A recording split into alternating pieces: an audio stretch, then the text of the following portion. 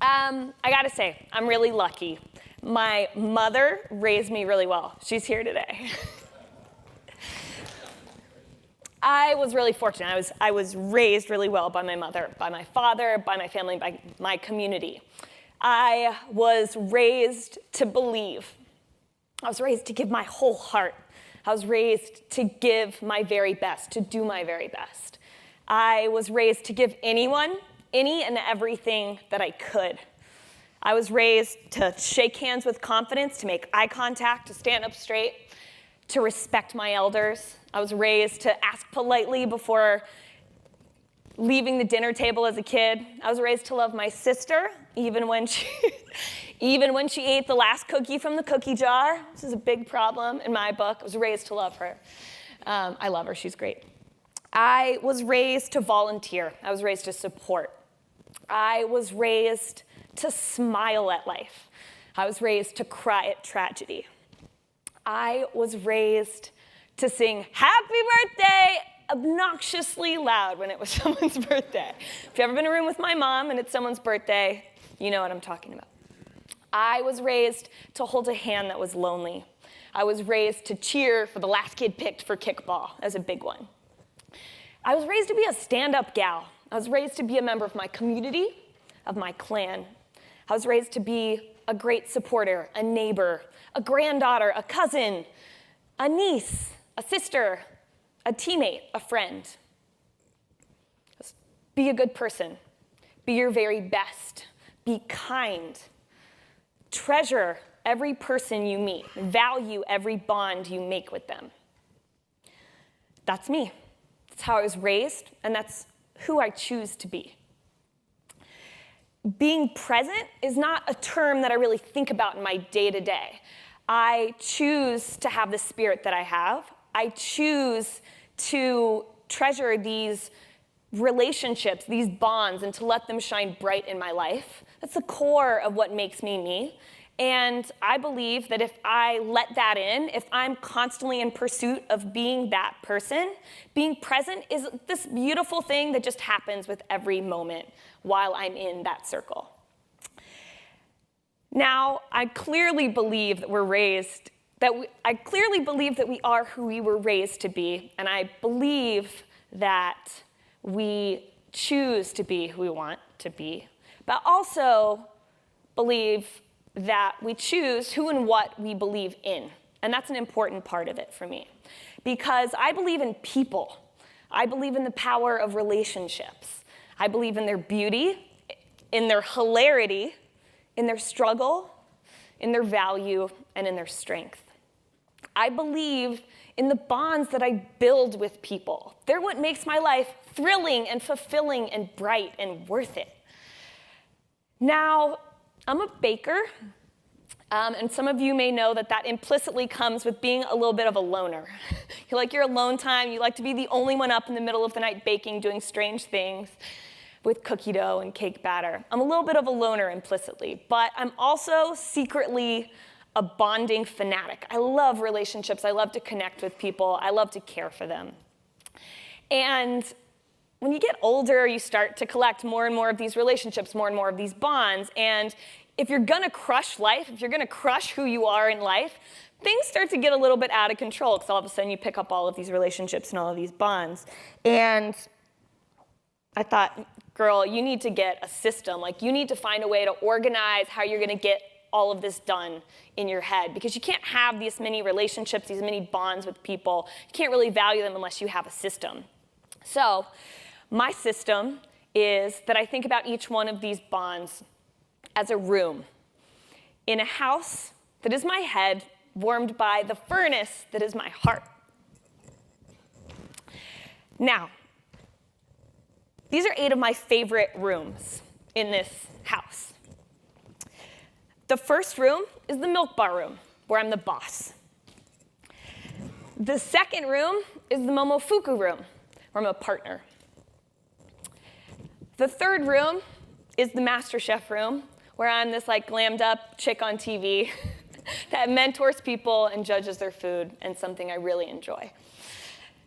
The fourth room is the friendship room, where I'm a friend. The fifth room is the mom room, where I'm a daughter. The sixth room is the sister room, where I'm also a really proud aunt. The seventh room is the room with me and my man. It's an important room. And the eighth room is my room, where it's all about me. Now, I don't know how you guys were raised, but I was raised by pretty frugal parents. And basic house rule, turn on the light when you walk into a room, turn it off when you leave. Do not forget to turn that light off. So when I think about these rooms and I think about spending time in them, I turn on the light when I enter the room, and I turn it off when I leave the room. Super simple. One of the most basic rules. Few other rules for myself. One, can't be in more than one room at a time. When I'm in the room, I'm in the room. But there's no such thing as multitasking. I'm like one of the world's top 10 multitaskers easily. You cannot multitask being in two rooms at once. And some of these rooms, I get it. They're pulling at you. Like, I think to myself in a day sometimes, like, ooh, if I could just be in like both of these rooms at the same time, I can get it done in a day. But you can't. One room at a time is my rule. Another one of my rules is to remember that sometimes some of these rooms are full of a ton of little rooms inside of them. The milk bar room is full of hundreds of tiny little rooms within it because there are hundreds of different relationships and bonds that I hold really dear and that are equally as important, and the same rules apply there. Now, I'm not a pro at this, to be super clear. I have my ups and I have my downs, but I'm a perpetual enthusiast for life, for getting this right, for figuring out how to bond bright with each one of these rooms in a given day. And I figure if I am going to be here and talk about how I have figured out how to do it, it's fair to say that everybody else has their own way of getting it done. But if I'm up here, it's only fair if I'm going to start to spout these like crazy theories that I have at you to really show you what a day in my life looks like in trying to get it all done. So here we go. All right. So I wake up in me and my man's room. I roll over, give him a little kiss, tell him I love him. We had an awesome night the night before. We laughed, we giggled, we had a great meal, and I'm feeling really connected to him. And I know that I have a huge day ahead, but all I need in this moment to give him and all he needs is that moment of intention and embrace and the like, you go slay the day, I'm gonna go get mine, let's do this. Boom, he's definitely still sleeping. Love you. Boom. Just for like a few minutes. I move around and make noises like an elephant when I get ready for the day. I bounce over into my room. I meditate. It's something I'm trying to get really good at because it's my self-practicing me time. After I meditate, which is harder for me to be good at, I lace up my tennis shoes, I put on my running clothes, and I go for a run. Love to go for a run in the morning. It's like one of my best medicines that I can give myself. And it's like less for exercise for me and more for peace of mind. Running, when I go for a run in the morning, it is my time where it's just me in the world. I don't wake up super crazy early. Sometimes I do. But it feels like the rest of the world is asleep. No one's bothered me. It's just my me time. It's me, my tennis shoes. I'm not running for distance. I'm not running for intensity. I'm not running for time. I'm just running because I need it. And when I go on a run, I just start to swim around in my own head. Today's a work day. So I'm starting to think about work and all the priorities that I have in my day, what's coming up. I'm going, man, we just had this great internal analysis meeting yesterday, and I really got to figure out how I'm going to make some of these really big decisions. You know, are investors going to like the way that looks on paper? Is that the right decision for the company? Man, working it out. And I think about the logs from the night before. Man, Stephanie wrote this really great PM log, and I want to make sure I tell her when I see her today how inspiring it was. And it's Dale in the East Village store's first day. I got to remember to get over there and pop in and introduce myself. That's important to me. So I do that. And that's my morning run. I just work it out. Whatever's swimming around in my head, I let it float to the top, I chew on it, and I work it out. And it makes me feel awesome. It makes me feel in charge of the day. It makes me feel empowered. And I gave that to myself. I woke up a little earlier than I would want to, but I gave it to myself. I stretch, I drink my morning cup of coffee, throw on a dress, check my watch. I'm still on time. I'm still even a little bit early, and it's gorgeous outside. So you want to know what I'm going to do for myself? I'm not going to take a car to work. I'm not going to take the subway. I'm going to get on a bike, and I'm going to bike my way to work. So I bike my way to work, to the Milk Bar room. Stop off at the East Village, introduce myself to Dale, hop on my bike, go to our commissary kitchen in Williamsburg. It's where I like to start most of my days. I pop into the kitchen, say hi to everyone, say my good mornings, we giggle, we laugh, we high five. Man, Annie, what'd you get up to last night? Stephanie, great log girl. Adam, give it to me, I need a new catchphrase. I'm feeling a little old. What are the kids saying these days? He's trying to teach me what on fleek means. I'm like, on fleet? Like Fleet Week? No, on fleek. I'm like, okay, I'm gonna save that. I gotta use that. It's gonna keep me hip with the kids. Okay. Katya's mixing 140 quarts of birthday cake batter. I check in with her, scoop a little souffle cup's worth, down it for a little breakfast, grab a broken cookie out of the fridge, and I pop around the corner to our offices that are just behind the kitchen. Do the same thing with the team. I say my good mornings, I check in. Alejandro just got back from vacation. I want to hear how that was. Mike, my man Mike, he loves to print catchphrases, inspirational phrases on sweatshirts for the team. Today, a newest shipment arrives, and it says Posi Vibes Only, and everyone's got their sweatshirt on. I'm like, guys, that is so on fleek. And some of them get it, and some of them are like, you didn't do it right, Mom. But I laugh and I smile with them because that's part of it. And I'm feeling good. I sit down at my desk, I open up my laptop, and I look at the clock. I start to check emails, and I'm like, man, I still have a few more minutes before my first meeting. I got time for this. So I type my way over to the friendship room. Hey, Carla, I need to send out 2 packages. I need your help. First one is for friends that are about to have a baby, and my family has made this quilt for them. It's a family tradition. I want to make sure I send it to them. I definitely want to add some cookies, definitely a Milk Bar onesie, and I wrote this note for them last night. Thank you. Hey, Carla, second package. Can you help me cookie bomb my friend's restaurant that we were at last night? They took such great care of us.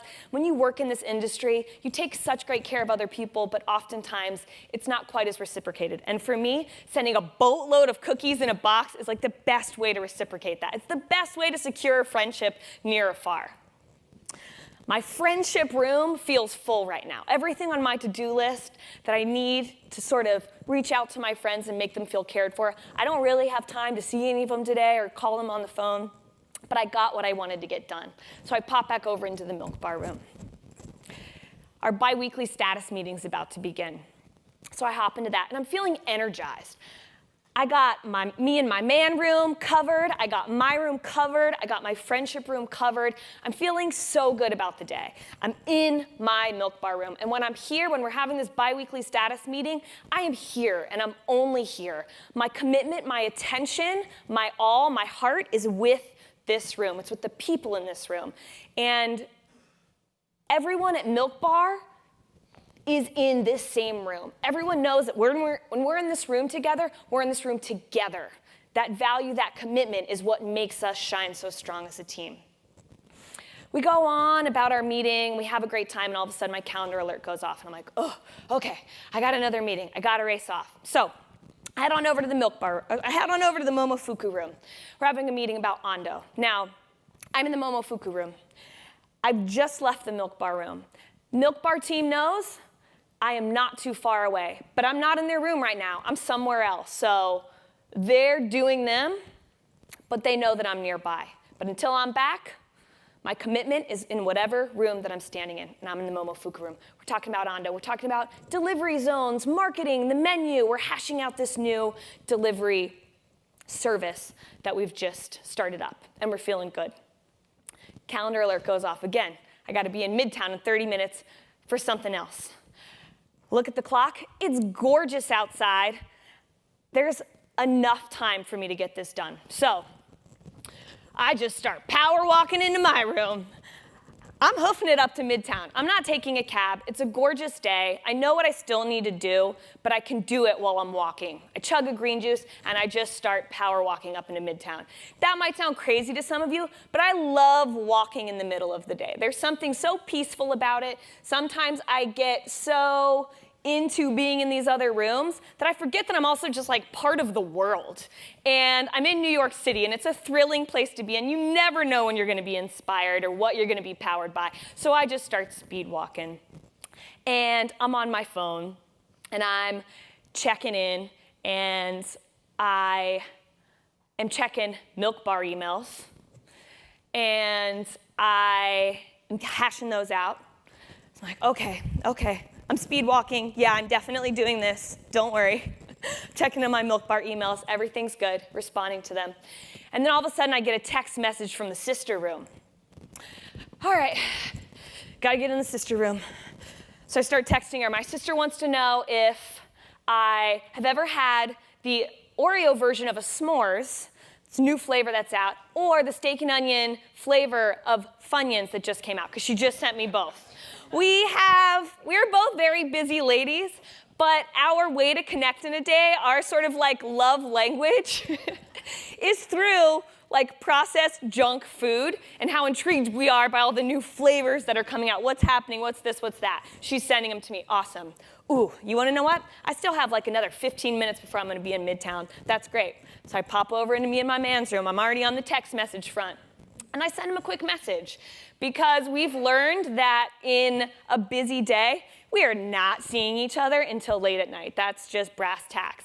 But that moment where you can stop in your day, in your very busy day, where you're working so hard to crush it, and you can say something nice to each other, like do a little flirt, figure out something to remind the person that you're thinking of them, even amidst all of the craze of your day. Maybe you're like, hey, what time are you getting off work? I'm probably going to get off around 10. He's going to get off around 10:30. Maybe we'll hatch a plan. Ooh, also, did you see that Bronco picture I sent you last night? We got to get that car. And then I'm off. I arrive. Ooh, I'm back on work email now. Get an email from Peter Meehan. He's doing an awesome piece. He has a vision for it, for this like deconstructed take on pineapple upside down cake. And am I game? How deep can I get into the wild world of pineapple upside down cake? I look at it and I'm like, dude, anything for you. He is one of my favorite people in the world. He is equal parts curmudgeon and hilarious and friendly. He's a genius. I would do anything for him. I'd do anything for Lucky Peach. Feeling good. Poof, got into Midtown. I'm in the MasterChef room. I'm in Midtown because I have to do a voiceover for this holiday episode we just filmed about a month back in LA. And I have to say like 3 big bombastic words for like the very, very, very beginning of the episode. Get it done quick. But I have like another 20 minutes left before I actually have to be somewhere else. And I'm on the line with my LA family, the people that I basically stand in this room with for 3 months out of my year. And when I'm with them for those 3 months filming, I'm so connected to them, and they're so lovely, and I enjoy being with them so much. But when we're not filming, it might be weeks or months before I'm actually standing in this room again. So it's really important that I'm standing in it. I'm not in such a hurry to go stand in another room that I don't actually enjoy the time in there. So we catch up, we're laughing, we're rehashing the inside jokes that we had on set a few weeks back, and we just catch up and enjoy hearing one another's voice on the line. Calendar alert goes off. Boom, time's up. Time to get back downtown. So I cabin in the Milk Bar room, back down to some more Milk Bar meetings. Make a few phone calls. Real estate agent thinks he's found some great spaces that he think I'd be interested in. Our kitchen manager in DC is obsessed with coming up with different riffs on root beer floats. She's got a great one that's cream soda and cereal milk made into a float. It's awesome. I just tasted it last week, and we're just talking about when she's going to get it on the menu. I get to where I'm going, and I sit down in a few meetings. I've got new hire orientation coming up next week, and we just want to make sure we like our message, that it makes sense as we grow. We're opening a store in Vegas. We're trying to figure out if we have enough cold storage. Is the kitchen big enough? Is the menu right? We're working through that. And then we're in a budget meeting, and we're talking about how we want to stay ahead of all these different wage changes that are coming up all the way through 2018, because we're that crazy and we plan that far ahead. They're a little bit boring, but I'm in it because I love the number part of it. We're in it, meeting's halfway through, and then all of a sudden my phone rings. And no one really calls me in a day because I usually just don't pick up. When I'm in a room, I'm in a room. That's all there is to it. We went over that. But I look at the phone, and it's my mom calling. And I'm looking at it, and I'm looking at my team, and I'm looking at it again. And I'm like, my mom's calling. And they make eye contact, and I'm like, it's totally fine, it's totally fine. So I go over into the mom room. I'm like, Mom? Like, hello, Mom? Are you okay? She's calling to tell me she's coming to New York this Saturday. She's gone through me entirely and scheduled a trip to New York City through my man because she knows he won't say no. She's right. And I'm like, Mom, you know you're not supposed to call me unless it's an emergency. She's driving me crazy, guys. She's wedging her way in. But I'm also secretly excited that she's coming. So I put down the phone. We get off the phone. She's coming. Like, I'm equal parts, like, what is she doing? And equal parts so excited that she's coming, and that she knew that I'd say, no, I don't have enough time. But she's found her way around it, gone through my man, and now she's coming, and I couldn't be more excited. And I look over to this meeting that I just walked out of, and they've wrapped up. And I think, you want to know what? I've been out of the milk bar room for like the last 5 minutes. I'm just going to take a few more minutes. So I dial up the sister room on FaceTime. 2 little nieces just finished up dinner. They're covered in it. They're all afleur. They're talking about bath time, talking about the books they're about to read, and we gab on FaceTime for 5 minutes. And it's rare that I get to find that time. They usually go to bed way before I even think about calling them, before I think about slowing down in my day. But I've learned that in this industry, you give up so much, you give so much to so many other people to crush it, to get to where you want to be, that oftentimes, like, the relationships that are the most important to you get kind of pushed back here. And I have these 2 beautiful nieces, and I'm thinking, you know, it's important to me that I know them, and it's important to me that they know me. I'm a busy woman, but I would be no role model if I didn't actually show them how to get it all done. So I get off the FaceTime with them, and I'm feeling awesome. They just make everything in the world seem hilarious and amazing, and they make it all seem right in the world, no matter what's happening. And I look back over, and I'm like, all right, well, I'm 10 minutes out of the milk bar room. I'm still at milk bar, technically, but I'm not in the milk bar room. And it's been 10 minutes. And I look over, and I'm like, I'm going for it. So I go into my room. And I'm like, girl, it's time to meditate. You promised yourself you're trying to get on this 2 meditations a day diet. It's time to meditate. So I'm like, okay, not great at it. I don't always make time for it. But today I promised myself I was going to do it. So I'm going to do it. Sit in my chair. I start saying my mantra, saying my mantra, saying my mantra. I'm having a real hard time getting comfortable here. Saying my mantra, saying my mantra. Am I sure I really want to say my mantra, say my mantra, say my mantra, say my mantra? Brown butter Rice Krispie treat, brown butter Rice Krispie treat, brown butter Rice Krispie treat, brown butter Rice Krispie treat. And I wake up, and it's been 15 minutes. And I'm like, how long have I been saying brown butter Rice Krispie treat to myself? I'm like, oh my God, what are you doing, Christina? Like, you are a hot mess. You need to get back to work. So I get back over into the milk bar room. I take out my ideas notebook, and I scribble down brown butter Rice Krispie treat. And I sit down. Most everyone's left for the day. And I sit down, and I use that time to think about work. I use it to draft and send those emails that take time and that you need peace and quiet for. And I do that for the next few hours of my day until I feel good enough, caught up enough, on top of it enough to start thinking about going home. Feel great. Now, I leave the milk bar room, I leave work, and I start heading for home. But I realize that I'm in the sweetest spot that I found in the day to catch up with everyone else that's not at work. This time, like this commute from work at the end of the day to home, it's like the time that you can crush any other relationship in life. If it's 11 p.m. at night, if it's 1 o'clock in the morning, I'm just calling a girlfriend on the West Coast, or I'm FaceTiming them, or I'm texting them. I just figure out who's in the time zone that makes the most sense no matter what time it is that I'm free, and I just reach out to them. And it's something that sometimes I try and tell myself I don't have the energy to do, but I always have the energy to do it. I always feel so much better when I do it. And in this case, I call my sister up, because man, I gotta unload on her. The girls have gone to bed. I'm like, Angela, you are not gonna believe what mom just pulled.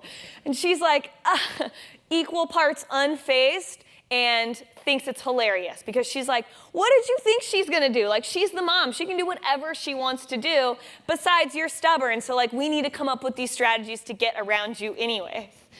And we laugh because she's right. Plus, she tells me she's going after the Reese's Peanut Butter Cup full of Reese's Pieces tomorrow, and she's gonna put that in the mail when she finds it.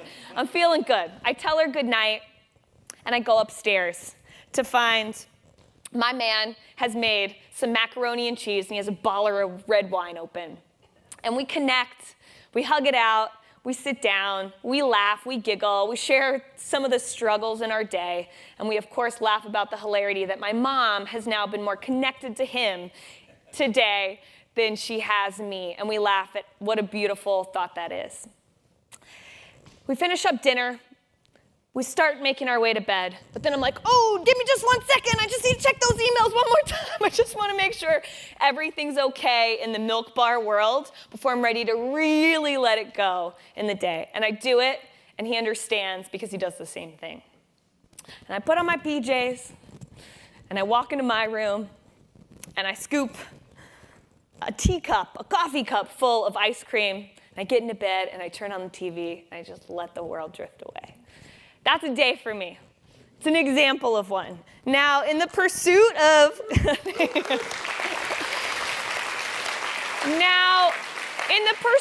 of conquering it all and finding that balance in bonding bright through each one of the rooms, it's really important to me. I fail plenty of times, and I have to constantly remember to forgive myself when I let mom overrule work, or oftentimes when I let work overrule plenty of the other relationships in my life that are super important to me. Even though I remind myself, girl, you can only be in one room at a time, and when you're in one room, you can't be in another room. But sometimes brown butter Rice Krispie treats sneak in and start trying to pull me out of quiet me time. It's not the worst thing in the world, but it happens. I believe that there's plenty of time for any and every relationship that I might need or want to feed in a day, as long as I set realistic expectations, communicate, and forgive myself when I fall short, when I lose my sense of self, when I devalue that bond, when I get a little lazy, when I say I don't have the time or I don't have the energy. Forgive myself. Being present and beyond is about being a perpetual enthusiast for life, being in constant pursuit of having it all. I believe in people. I believe in the power of relationships, even the one you have with yourself. Believe in them. Believe in their beauty, in their hilarity, in their struggle, in their value, and in their strength. As long as you hold on to those bright bonds in your life, everything else will follow. Thank you.